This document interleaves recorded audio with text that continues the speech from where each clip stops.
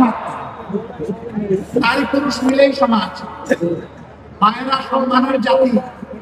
মা সারা দুনিয়ায় দুইজন মাত্র পয়দা হয়েছেন, হযরত আদম আলাইহিস সালাম এবং হযরত হাওয়া আলাইহিস সালাম।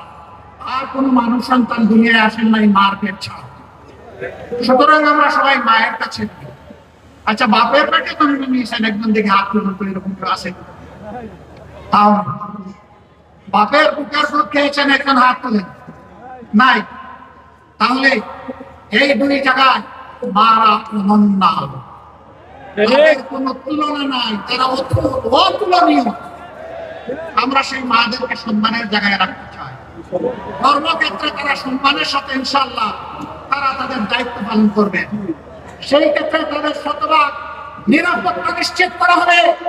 রাস্তাঘাটে চলাফেরায় আমরা তাদের নিরাপত্তা নিশ্চিতে অঙ্গীকারবদ্ধ।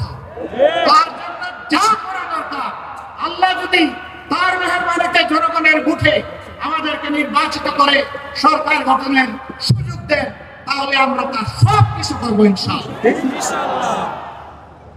নারী পুরুষ সবাই মিলে আমরা আগামীর বাংলাদেশ গড়ব। আল্লাহ তাআলা সেই বাংলাদেশটা আমাদেরকে গড়ার তৌফিক দান করুন। আমিন।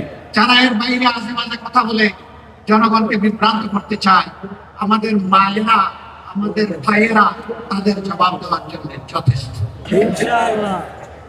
আমরা কিছু বন্ধুদেরকে বলতে চাই, মেহেরবানি করে মাদের ইজ্জত নিয়ে কখনো টান দিবেন না, তাহলে আগুন জ্বলবে। সব সহ্য করবো, মাদের ইজ্জতের ব্যাপারে বরদাস্ত করবো। এই জায়গায় সবাইকে সতর্কতা অবলম্বন করতে হবে। আপনাদেরকে ধন্যবাদ, আপনাদের শুকরিয়া। আল্লাহ তাআলা আজকে এখান থেকে যে নির্বাচনী প্রচারণা আমরা শুরু করলাম, আল্লাহ আমাদের অভিযাত্রা সহজ করে বরকতময় করে দিন। বাংলাদেশের জনগণের কল্যাণে যা দরকার তাই করার তৌফিক দান করুন। আখির আল্লাহ রাব্বুল আলামিন আমাদেরকে একটি নিরাপদ